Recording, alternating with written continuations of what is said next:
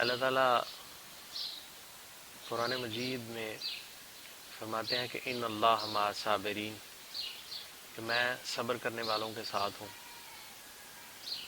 تو ہمیں چاہیے کہ ہم صبر کا مظاہرہ کریں تاکہ اللہ کی وہ خاص مدد ہم حاصل کر سکیں۔ ہم اسی خیال کو، اسی آیت مبارکہ کو سمجھنے کے لیے مثنوی مولانا جلال الدین رومی رحمۃ اللہ تعالی جناب کے چند اشعار ان کو سمجھنے کی کوشش کریں گے۔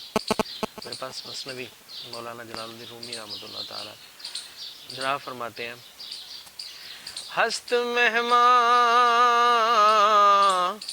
خانائی تن اے جوان،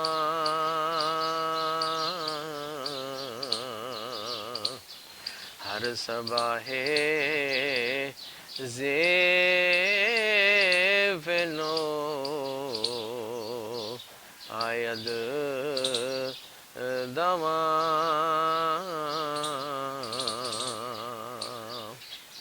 مولانا فرماتے ہیں کہ اے نوجوان، یہ جسم ایک دسترخوان کی طرح ہے، اور ہر صبح اس میں نئے نئے مہمان آتے ہیں۔ نئے مہمان کس صورت میں آتے ہیں؟ دکھ اور سکھ کی صورت میں آتے ہیں۔ بس ہمارا مسئلہ پتہ کیا ہے کہ ہم کریم آقا صلی اللہ علیہ وآلہ وسلم کے برائے نام محب ہیں۔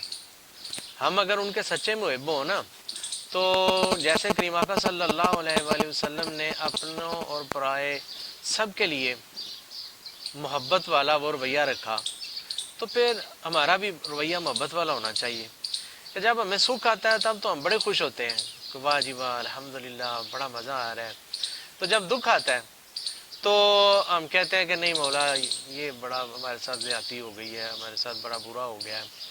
تو مولانا فرما رہے ہیں کہ بیٹا اس بات کو سمجھو کہ یہ جسم جو ہے نا، یہ ایک دسترخوان کی طرح ہے، اور اس میں دونوں مہمان آنے ہی آنے ہیں، دکھ بھی آنا ہے اور سکھ بھی آنا ہے۔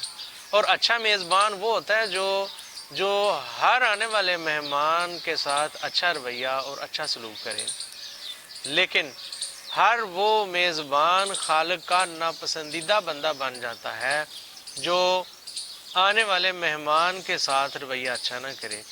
تو ہمیں یہ دیکھنا چاہیے کہ ہماری زندگی میں آنے والے یہ جو دونوں مہمان ہیں، دکھ اور سکھ، کیا ہم دونوں کے ساتھ ایک جیسا رویہ کر رہے ہیں؟ اور آپ یقین مانو کہ کیا اس بات پہ ایمان نہیں ہے کہ لا تتحرک ذرہ باذن اللہ، اللہ کے حکم کے علاوہ ایک ذرہ بھی حرکت نہیں کرتا؟ کیا اس بات پہ ہمارا ایمان نہیں ہے کہ بالقدر خیر ہی و شر ہی من اللہ تعالی، خیر اور شر دونوں اللہ کی طرف سے آ رہی ہیں، اور اس میں کوئی شک نہیں، یہ دونوں اللہ کی طرف سے ہی آتی ہیں اور آتی ہیں۔ اللہ تعالیٰ قرآن پاک میں اللہ تعالیٰ فرماتے ہیں کہ الذی خلق الموت والحیات لیبلوکم ایکم احسن اعمالا۔ اللہ فرماتے ہیں کہ ہم نے یہ زندگی اور موت کے جو درمیان کا دورانیہ ہے نا، یہ میزبانی والا دورانیہ، اللہ فرماتے ہیں ہم نے یہ دیے اس لیے ہے کہ ہم چیک کر سکیں یہ کیسا میزبان ہے، جن مہمانوں کو ہم اس کے پاس بھیجتے ہیں یہ کیسا ان کے ساتھ رویہ کرتا ہے، ان کے ساتھ کیسا سلوک کرتا ہے۔ اور آپ یقین مانیں یہ جو آنے والے مہمان ہیں نا، یہ واپس جا کے اللہ کی بارگاہ میں same to same, word to word وہی چیز بتا دیتے ہیں کہ مولا ہم اس کے پاس گئے، اس نے ہمارے ساتھ یہ سلوک کیا۔ تو آپ کا وہ جو اپنے آنے والے مہمانوں کے ساتھ سلوک ہے نا، وہ بہت معنی رکھتا ہے آپ کے باطنی مقام، آپ کی باطنی جو کامیابی ہے، آپ کا زندگی کے بعد والی جو زندگی ہے جس میں آپ نے ہمیشہ رہنا ہے، وہ والی زندگی کا بڑا گہرا تعلق ہے اس زندگی سے یعنی میزبانی والی زندگی سے، کہ اللہ تعالیٰ چیک کرتے ہیں کہ یہ کیسا میزبان ہے، کہ میں میرے بھیجے ہوئے مہمانوں کے ساتھ اس کا رویہ کیسا ہے۔ اس لیے مولانا فرماتے ہیں کہ اے جوان، یہ جو جسم ہے نا، یہ ایک مہمان خانہ ہے، اور اس میں ہر صبح نئے نئے مہمان ضرور آتے ہیں۔ جب ہم صبح اٹھتے ہیں نا، اور دکھ اور سکھ کی آمد شروع ہو جاتی ہے۔ اصل میں دکھ سکھ کی آمد کہنا مناسب نہیں ہے، ہم کہیں گے کہ ہمارا امتحان شروع ہو جاتا ہے۔ جب ہم صبح اٹھتے ہیں تو ہمارا امتحان شروع ہوتا ہے، تو شام سونے تک ہمارا امتحان جو ہے نا وہ جاری رہتا ہے۔ ہم اپنے امتحان میں اور وہ کیسے ہی کم ظرف اسٹوڈنٹ ہوگا جو اپنے امتحان کا جائزہ ہی نہ لے کہ میں جو کر رہا ہوں کیا ٹھیک کر رہا ہوں، اور جائزہ لینے کے لیے اللہ اور اللہ کے حبیب کا جو بنایا ہوا قانون ہے وہ ہی حرف آخر ہے، اور اللہ کے حبیب کا بنایا ہوا جو قانون ہے نا وہ یہی ہے جو مولانا فرما رہے ہیں۔ کیا کریم آقا صلی اللہ علیہ وآلہ وسلم کی زندگی کا اگر ہم جائزہ لیں تو کیا کریم آقا صلی اللہ علیہ وآلہ وسلم کی زندگی کو اگر ہم غور سے دیکھیں تو ہمیں پتہ چلتا ہے کہ غموں سے بھری ہوئی زندگی، ہمیں یہی نہیں آج تک سمجھ لگ سکی۔ ہم سمجھتے ہیں کہ سکھ کی زندگی وہ زندگی ہوتی ہے جو پیسے والی زندگی ہو، معاذ اللہ اگر یہ سکھ کی زندگی ہے تو کریم آقا صلی اللہ علیہ وآلہ وسلم کی زندگی تو پھر سکھ کی نہ ہوئی نا۔ لیکن لوگوں اس بات پہ غور کرو، اللہ اپنے پیاروں کو دکھ دیتا ہے، اللہ اپنے محبت والوں کو دکھ دیتا ہے، ورنہ آپ کو پتہ ہی ہوگا فرعون تو ساری زندگی بیمار ہی نہیں ہوا، تو کیا وجہ ہے؟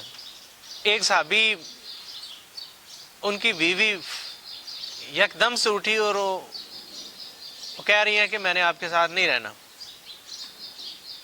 میں نے آپ کے ساتھ اب نہیں رہنا۔ کیوں؟ وہ صحابی پوچھ رہے ہیں کہ ہوا کیا ہے، کیوں ایسا کہہ رہی ہے؟ وہ کہہ رہی بس نہیں رہنا میں نے آپ کے ساتھ۔ وہ نا بڑا وہ صحابی پیچھے پیچھے اس کے چل رہے ہیں اور بات کر رہے ہیں کہ اب مجھے بتاؤ تو صحیح کیا مسئلہ ہے، کیا ہوا ہے، کیوں آپ ایسا کہتے ہیں؟ وہ کہہ رہی بس میں نے نہیں رہنا ہے۔ تو وہ صحابی کہہ رہے ہیں کہ نہیں ایسے نہیں ہو سکتا، تم ایسے تو مجھے کوئی نہ کوئی وجہ بیان کرو۔ اب وہ اسی بھاگ دوڑ میں نا ایسے چلنا شروع ہوئے ہیں، تو جب وہ تھوڑا سا باہر نکلے نا اپنے گھر سے تو وہی صحابی پیچھے وہ جلد بازی میں چلتے ہوئے گرے ہیں اور انہیں چوٹ لگ گئی ہے، چوٹ لگی اور خون نکلنا شروع ہو گیا۔ اب خون نکلنا شروع ہوا تو وہ جو ان کی گھر والی تھی وہ فوراً واپس آئی، تو ان کا اب آپ کے ساتھ ہی رہوں گی۔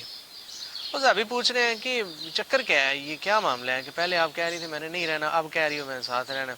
تو وہ کہہ رہے ہیں کہ اصل بات یہ ہے کہ میں نے چند دن پہلے کریم آقا صلی اللہ علیہ وآلہ وسلم سے سنا تھا کہ جسے کوئی دکھ تکلیف، جسے کوئی بیماری نہ آئے اللہ اس سے ناراض ہوتا ہے۔ تو میں نے ایسے نوٹس کیا کہ ایک عرصہ دراز سے آپ کو کوئی بیماری نہیں آئی، تو مجھے لگا کہ اللہ آپ سے ناراض ہے۔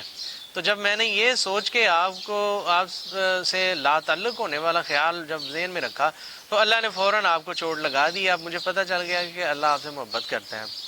تو اس بات کو ذہن میں رکھو، اللہ تکلیفیں ان کو دیتا ہے جن سے اللہ محبت کرتا ہے۔ ہر بندہ تکلیفوں کے لائق نہیں ہوتا، کیونکہ یہ تکلیفیں جو ہے نا یہ اللہ کا بہت بڑا انعام ہے۔ مجھے اپنے دادا مرشد کا ایک شعر یاد آ گیا، جناب فرماتے ہیں کہ میم مکھ نہ میں موڑا توڑے دکھ ستاون، بے شک دکھ مجھے پوری طرح گھیر لیں لیکن میں اس کی جانب سے اپنا رخ نہیں پیچھے ہٹا سکتا۔ میم مکھ نہ میں موڑا توڑے دکھ ستاون، جنہ دکھاں چ پایا سکھ کول گواون۔ جو دکھوں میں پا لیتے ہیں نا اس کو، وہ کہتے ہیں کہ ہمیں سکھوں کی ضرورت ہی نہیں ہے۔ آگے جناب فرماتے ہیں یار دکھاں چ ملدا سکھی پہ پچھتاون، جدو ڈھول گل لاوے دکھ دور ہو جاون۔ جب مالک کا وصل نصیب ہو جاتا ہے نا تو وہ سارے غم جو ہے نا وہ بھول جاتے ہیں، ہمیں یاد بھی نہیں رہتا کہ ہم نے کتنی زیادہ تکلیفیں دیکھی۔ اس لیے اس بات کو ذہن میں رکھو کہ اللہ دکھ صرف ان کو دیتا ہے جن سے اللہ بڑی محبت کرتا ہے۔ تو فائنلی یہ پتہ چلا کہ ہمیں اپنے مہمان خانے میں آنے والے دونوں مہمانوں کی بھرپور خدمت کرنی چاہیے۔ دکھ آئے اس کی بھی خدمت کرو، سکھ آئے اس کی بھی خدمت کرو، اور دونوں کو مہمان سمجھ کے گزار دو۔ کسی کے ساتھ بھی ایسا اپنا وہ تعلق نہ بنانے کی کوشش کرو کہ اس کے بغیر ہمارا گزارا ہی نہیں، کیونکہ انہوں نے گزر جانا ہے اور گزر ہی جانا ہے، اور یقین مانو گزر جانا ہے۔ بڑا برا وقت ہو وہ بھی گزر جاتا ہے، بڑا اچھا وقت ہو وہ بھی گزر جاتا ہے۔ یہ دونوں مہمان ہیں، مہمانوں کے ساتھ دل نہیں لگاتے، مہمانوں کے ساتھ ایک اچھا تعلق ضرور قائم کرتے ہیں، مہمانوں کی مہمان نوازی کرتے ہیں۔ دل لگانے والا بندہ پریشان ہو جاتا ہے۔ آگے مولانا فرماتے ہیں نیا غلط گفتم کے آید در مدام، نہیں میں نے غلط کہا، لمحہ بلمحہ آتا ہے خوشی اور رنج کہ فکر کا نیا مہمان. پیچھے مولانا نے فرمایا نا کہ ہر صبح کو مہمان آتے ہیں، تو آگے کہہ رہے ہیں کہ نہیں سوری، میں نے یہ کہہ دیا کہ ہر صبح کو آتے ہیں، بلکہ نہیں، ہر لمحہ کو نئے مہمان آتے ہیں. اور ہمارا ہر لمحہ کسی نہ کسی معاملے میں ہوتا ہے، کسی خوشی یا کسی غم میں ہی ہوتا ہے. تو ہر لمحے میں یہ آنے والا جو مہمان ہے نا، ہمیں اس کی پوری قدر کرنی چاہیے، ہمیں اس کا پورا خیال رکھنا چاہیے کہ یہ جو آنے والے مہمان ہیں انہوں نے ہماری رپورٹ دینی ہے ہمارے خالق کی بارگاہ میں. تو اچھی رپورٹ دینے کے لیے مہمان کے ساتھ اچھا رویہ کرو.